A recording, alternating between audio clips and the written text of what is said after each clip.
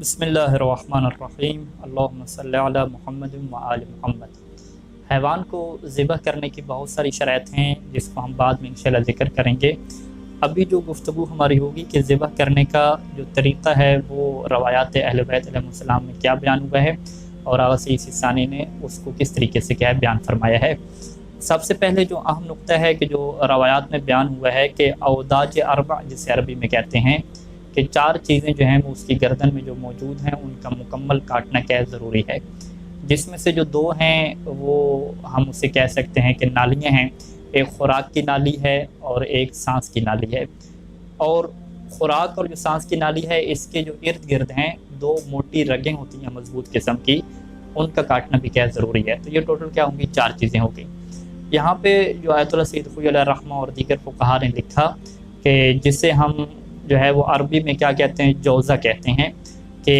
جو سانس کی نالی ہوتی ہے جب وہ ختم ہوتی ہے حیوان کی گردن کے اوپر تو وہاں پہ ایک ابری ہوئی کیا ہے باہر ایک جگہ ہوتی ہے، جس طریقے سے کہ ہماری بھی گردن میں کیا ہے موجود ہے۔ تو اسی طریقے سے حیوان کی گردن میں بھی ایک ابری ہوئی جگہ ہوتی ہے۔ اب ابری ہوئی جگہ کو آپ کیا گرہ کہہ دیں یا کچھ بھی اس کا اردو میں آپ نام رکھ لیں، تو فقہا یہ کہتے ہیں کہ ہمیں یہ ماہرین نے یہ بتایا ہے کہ یہ جو ہے وہ اینڈ ہے، انتہا ہے سانس کی نالی کی۔ تو اگر آپ اس گرہ کے اوپر سے کاٹیں گے یا اس گرہ کو ہی کاٹیں گے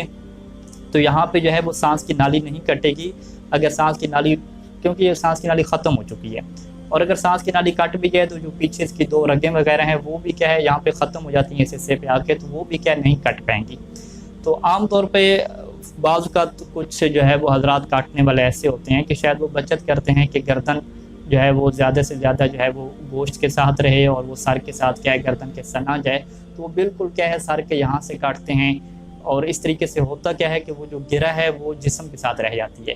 تو یہاں پہ فقہا یہ فرماتے ہیں کہ ماہرین کے مطابق اگر وہ جو گرہ ہے وہ جسم کے ساتھ رہ گئی ہے یا اس کا کچھ حصہ جسم کے ساتھ رہ گیا ہے تو اس طریقے سے یہ ثابت ہو جائے گا کہ اس کی جو 4 چیزیں آپ نے کاٹنی تھیں،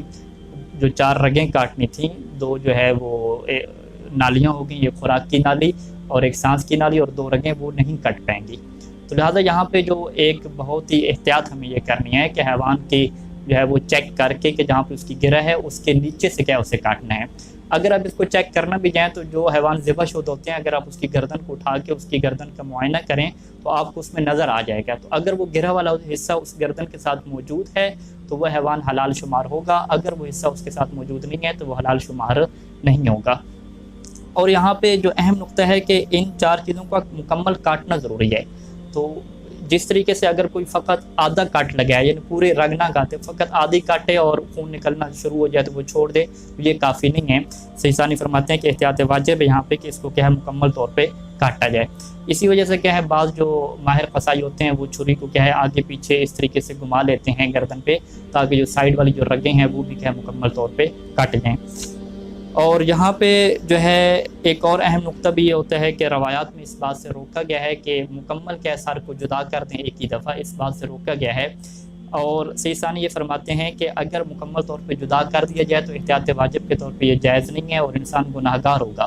لیکن اس کی وجہ سے وہ حیوان حرام نہیں ہوگا، حیوان کیا حلال رہے گا۔ اور اسی طریقے سے حیوان کی گردن کو توڑ دینا، وہ ابھی مرا نہیں ہے گردن کو توڑ دیں، یا اس کا جو حرام مغز ہوتا ہے جو ریڑھ کی ہڈی کے ساتھ ایک رگ جاتی ہے پیلے رنگ کی، وہ دماغ تک جاری ہوتی ہے، اس سے کیا کاٹ دینا اس کے مرنے سے پہلے، یہ بھی کیا جائز نہیں ہوتا۔